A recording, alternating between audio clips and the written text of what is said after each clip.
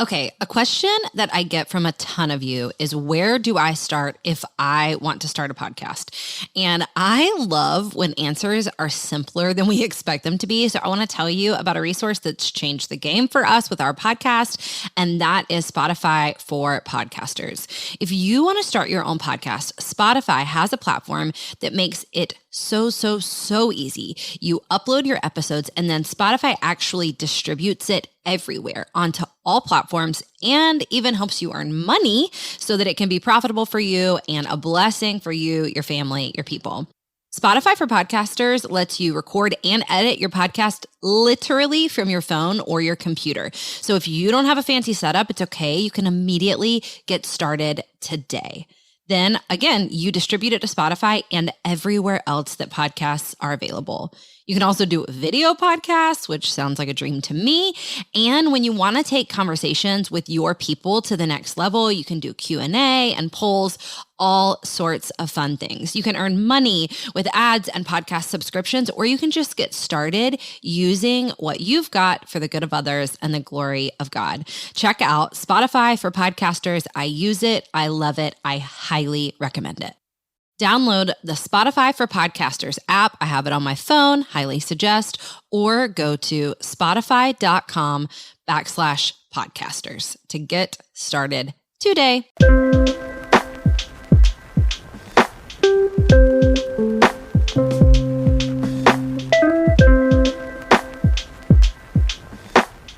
Hello, friends. Welcome to the Go and Tell Gals podcast with Jess Connolly and Kanisha Bikes. Today, we're talking to one of our friends, a woman who runs on mission. We are praying this conversation leaves you fired up and ready to go right where you're at. We're super thankful for you. Let's go. Go and Tell Gals. I am thrilled to be bringing you one of the greatest, I don't mind saying, one of the greatest women I know. Jessica Honegger. Every time I spend time with you, I am left more in awe of God, and I am left more sure that I want to keep running on the mission God has given me. Thank you for being on the podcast yet again. We're so happy to have you. I love being back here. I think I was on just at the very, very beginning. How long have you been doing this now? We started in 2018, so we're 3 years in. 18, 19, 3 years, 20. baby. 3 years. Yeah. So I think I was on in 2018, so I'm due for another chat with you. Absolutely. Okay, first, let me just ask you this, because this is what I would ask you if we're talking. How are you? How's your soul in the year of our Lord 2021, which is, the strangest ongoing life that we're all living? It's taken me off guard. It's funny. I read a quote the other day. It said, turns out the light at the end of the tunnel was a freight train. Oof. Yeah. And, 2020 just got all of my entrepreneurial wheels going, and we got to pivot and do some really fun and exciting things, go into some new product categories at Noonday Collection. I'm the founder and CEO of Noonday Collection, which is really where I spend the bulk of my time. And it was fun. It was exciting. The community pivoted. We moved all to online, et cetera, et cetera. And then we've just seen the fatigue show up in 2021 with our sales base and our ambassadors who are independent, business owners doing this as their side hustle. I mean, our ambassadors are amazing women in and of themselves. They kind of blow me away. Many of them are adoptive moms, homeschooling, fostering, all sorts of things. And I meet them and I'm like, how are you doing Noonday too? But, there's so many times I hear that being a Noonday ambassador has this trickle-down effect into their lives and helps kick off mission for them. So in a way, so many women are missionless, and then they come into Noonday and they discover mission, they discover purpose. But it's been tough. I mean, I'm not going to sugarcoat. I never do. I'm honest. I think that's also hard because, you want to project confidence and we're winning and it's amazing. And I can't do that. Like, that's not authentic. And so it's just that balance of, we're still a, wonderfully successful company. It's just sales are a lot softer than we anticipated this year. We thought that we were just, oh my gosh, people are going to hungry to gather again. And in fact, there's just still so much fatigue and people are what I don't know if you see this, but it's interesting. People are going back to physical church and they're going to football games. And I live in Austin. The ACL Fest is happening right now. But there's something about going into strangers' homes that is like very much maybe triggering of danger, from the last couple of years. So I think it's just getting people back into the habit of physically gathering again. And I think churches are struggling with that. I think any business or organization that really relied upon physical gathering is, seeing a softness right now. So that's my honest answer.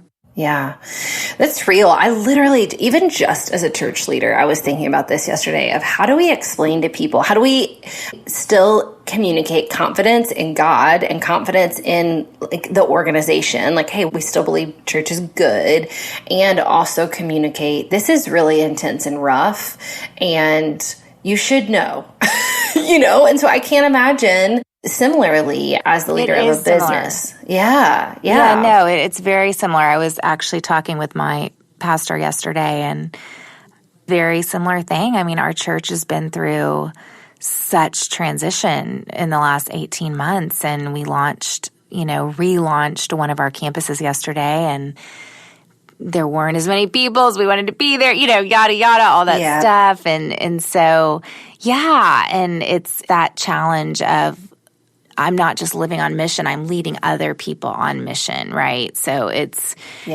how do you keep leading in authenticity, but also in the appropriate spaces. And I think Brené Brown, when she talks about vulnerability, she really speaks to that. It's like there's certain spaces for how vulnerable you are about certain things. And I get that, but I'm also just kind of one of the journeys I've been on this last year is actually learning boundaries, because in some ways I'm a little too much of an open book. So I'm figuring that out. But and you don't want to guilt people, and everyone's tired too. But I think too, just as people have just been sitting at home, I do believe that we're fighting this lie of being invisible, this lie of I'm invisible, I don't matter. And how can we as leaders help people feel seen again and help them feel like they matter again? And that's just what I'm ready for. I'm just hungry to see that happen for people. Yeah. Okay, I have a sort of sideways question, and here's what I'm curious about. So when I look at Noonday, when I go to noondaycollection.com, and I click fall 2021, I just want to comment on your fall 2021 line. To me, you guys have hit a stride aesthetically that is so intense and so incredible. So what is it like? Is that how it feels from the inside? Do you feel like we are making killer products? I have to say it really does. It really does. It was really fun to pivot to doing a digital lookbook, and we started doing our lookbooks really, we used to go shoot in sort of exotic places and then had to really cull it down. But I think it's elevated our aesthetic, and it's helped us to focus less on where we're shooting and just really highlight the jewelry. And then I actually we had to cull our crews down on the photo shoot, the first couple of seasons during COVID. And so I took on the role of stylist. So I'm now the wardrobe stylist. I love it. And I think that's been fun too, because I think in the past when we hire a wardrobe stylist, they want to show off their wardrobe styling skills, whereas we're just really looking for a canvas. The clothes are just a canvas. And then, we're launching Noonday Collection Home. So by the time all of our listeners hear this, they're going to see this amazing home collection that's filled with just hand-thrown pottery, beautiful mugs and cactus holder and succulent holders and marble accents for the kitchen and for the home. Yeah, it's really special. And honestly, it's especially a lot of it is being handmade in Nepal, which was especially hit during the Delta. It just feels really good to get to have been a purchase order for them during a time when a lot of companies were backing out from ordering from them.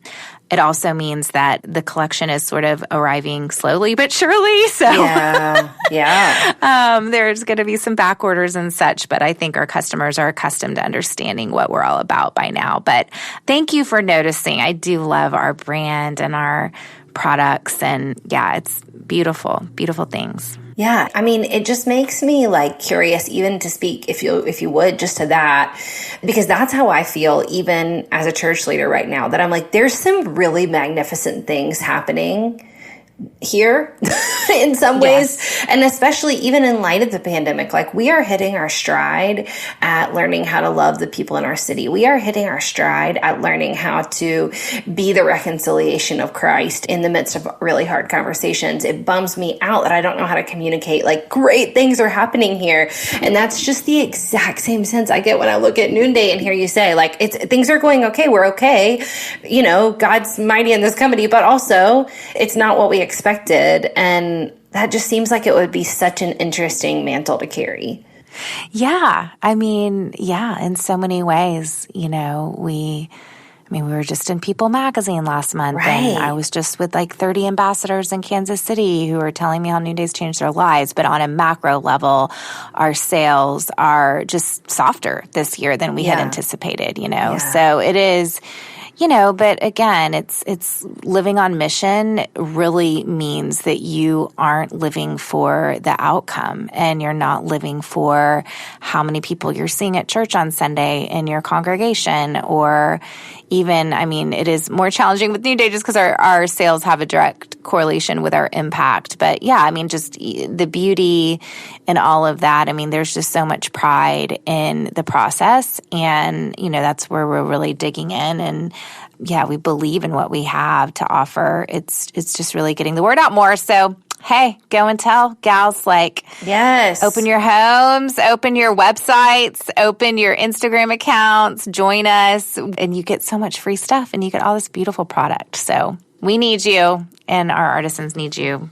Okay, here's a new question. So, and I think we talked about this a little bit the last time you were on the podcast, but again, probably 3 years ago. So, one of my favorite things about you is how you hear from the Lord and how you communicate how you hear from the Lord. I'm under the belief that all women, by grace through faith, who walk with God, get to hear from God. But I think some of us have maybe been trained in how to listen and how to communicate that, or we've just had more experience, or it's just something we're uniquely gifted at. You seem to be so uniquely gifted at hearing from God and communicating to people how you've heard from God. But I obviously know the secular organization, you have people who work with you who don't necessarily hold your same beliefs.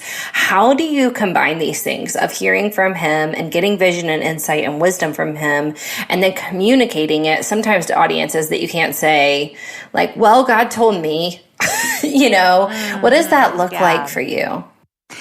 Yeah, I think for me, I don't personally as much resonate with the God spoke to me language. And so I think that does, I guess I do have a very vivid imagination in my relationship with God. And so I often see things, I see visions and pictures, especially when I'm praying for other people.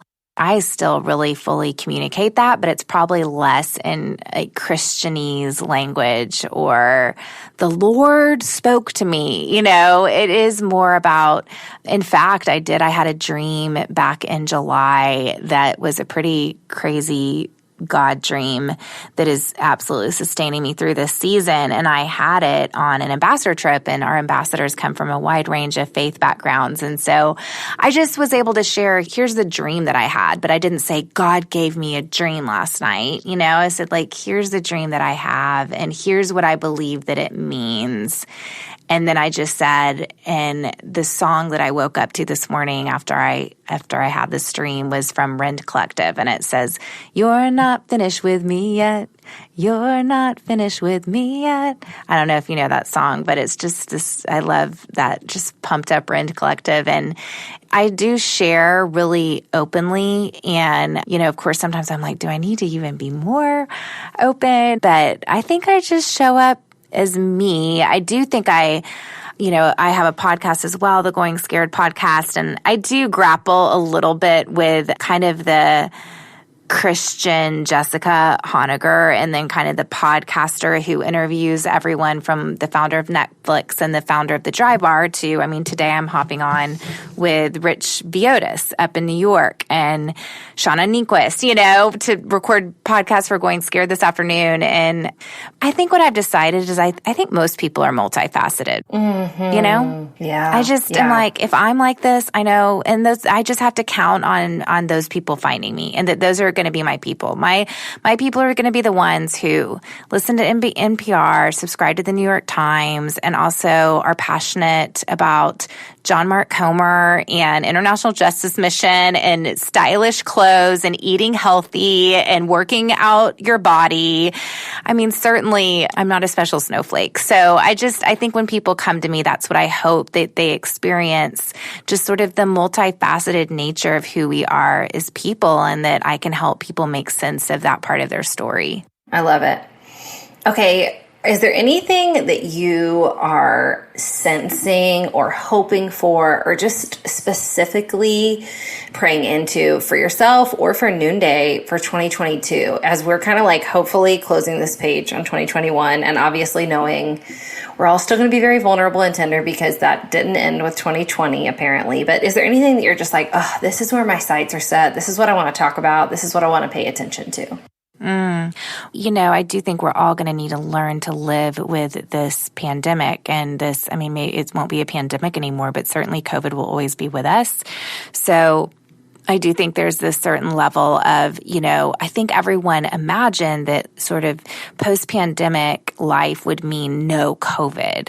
And that's just not going to happen. And so I think just helping people to learn how to, I have my books Imperfect Courage, my podcast Going Scared. I mean, I think I do like and enjoy to help people walk through their fears and find their purpose. And there's just been so many fears that have taken root, really taken root in people's embodied experiences over the last couple of years. And so I think just helping to move people forward, we are having a physical Shine conference, which is our annual sales conference in Austin, and attendance is not, what it has been in the past, but we're still doing it, and it's going to be beautiful and amazing. And I think just that coming back together and just, how can we still hold each other's tensions and differences, but be on mission together. And that is what I think is so powerful about mission, especially a collective mission, is, within our community, you've got, wear masks all the time, people who don't believe in masks, people who voted differently. It really is a wide variety of women, of ideologies, of perspectives. And yet we come around this mission that we want to build a flourishing world and create meaningful opportunities for people that live in these really vulnerable places that, quite frankly, have gotten so much more vulnerable. I mean, with tourism has just been decimated in some of these places that rightly depend on tourism. And especially in the artisan sector, so many of our partners have stores. I mean, in Uganda, Jolly and Daniel, my first artisan partners, had opened the most beautiful store by the American Embassy. And it was a pretty significant revenue stream for them. And they just had to shut it down because it was like, well, we're not making enough money to even pay to cover the rent. And same with some partners in Guatemala. I mean, we went to Guatemala this summer with my family, and, the markets were empty. And that's really heavy for me. And I do think that the fact that every day I wake up and I'm connected to global citizens and people that honestly live with such hopeful tenacity. And that's what I've drawn upon the last 2 years is people that, man, they just do have a little spirit of like a spirit that's just, that does rise up. I mean, that is resilient and not embittered. And it's like, I don't know how to fully describe it, but when I think here we do, I mean, you can't get together with your friends these days and have not talk about fatigue and, oh, well, are you going to the football game? Well, then are you this, that? Just there's so so much decision fatigue around us, but I draw a lot from our global community. And so I think I do believe that this pandemic has made the world big again, because there is so much hesitancy around travel, and the vaccine is not widely available in many of the countries where we work. And so I just want to continue to be a bridge to our global sisterhood and help people stay connected, because I just think that that's something that can feel so non-concrete, that you actually can make a difference in your sister that lives on the other side of the world. I believe that. I've seen it. Yeah. And I think as we were going into the last couple months, where we're like, okay, wow, sales are definitely softer than we had anticipated. One of my artisan partners, Jalia, I was there visiting. The last time I was in Uganda was in 2017. And we both love guacamole. She's come to Texas now probably 8 times, and we always, go to Torchy's and eat our guacamole and queso. And she'd never had guacamole before coming to America. And so then I would start visiting her, and they have amazing avocados in Uganda and lime. So I'm like, hey, you got everything you need. So let's do this. So I was visiting her. It's really a little farm that she and her husband and family have been able to purchase because of their thriving Noonday Collection artisan partnership. And we decided, let's plant an avocado seed. Let's plant an avocado seed. And she said it takes about 7 or 8 years before it will produce fruit. But come back in 7 or 8 years and let's make guacamole together. And so in the middle of this sort of, reality of our sales are softening, what do we need to do? How can we, pivot, whatever? She WhatsApped me and sent me, Jessica, I haven't shown you a picture of our avocado tree. And she sent me this picture of this giant tree that was, far exceeded her height, and it was flourishing, and it doesn't have fruit yet, but it looked so healthy. And it was just another one of those just God moments where God, we are really just called to faithfulness. And gardening is really all about the day in and the day out. You water, you till, you fertilize, you cultivate. And, in some years you got droughts. In some years the bugs come in and the fruit rots, but you still just continue to be a gardener and to grow that thing that God has put in front of you to grow, and to trust that. And so that was just really hopeful for me. So I just, I want to continue to connect people to the globe and connect people to being on mission. And, our mission was never meant to be hyper-focused on, should I send my kid to camp? But then there's person's not vaccinating that person. I mean, so much has consumed our energy and our focus. And you and I have talked a lot about what we focus on grows. And it's time for us to focus on widen our perspective a little bit and focus on the world that really does need us to walk beside them in a meaningful way. Well, folks, that was a whole sermon. That was all we needed to hear. And it does make you ask, okay, as we're closing out 2021, as we're moving into 2022, as we're embracing the same tenderness that we've had and that we're going to continue to have, what seeds do we want to plant too? Do we want to be others focused? Do we want to be mission minded? Do we want to hear different perspectives? I just am so thankful to even think about the question of what are we planting right now that we're going to reap in 6 or 7 years or 4 or 5 years or 2 decades from now. And I know for me, I don't want to just continue sowing anxiety or frustration or even impatience for this season to end when God is here and moving and planting seeds truly in me and through me and in you and through you. So hey, we're so thankful for you. We're just so thankful for Noonday. I cannot suggest enough, everybody. Number one, go check out that new home collection. I haven't seen it yet, but as soon as I see it, you better believe I'm going to be getting some things for my home. Also, shout out to the fall 2021 collection because I think it is peak beauty in the jewelry and accessories department. It's not something you want to miss. No, Jessica, you don't. But I'm so grateful for you. Thanks for being genuine with us and calling us up to where we're headed in the future. We're so grateful for you continually. Thanks, Jess. I love you. Absolutely. Love you too, friend. friends, thank you so much for joining us today. We are grateful that you were able to listen in. If you loved this episode, would you do us a favor and leave a review so other friends can find this episode? We pray it encouraged you and left you feeling equipped to run on mission right where you're at. We're super grateful for you, and we will see you next week.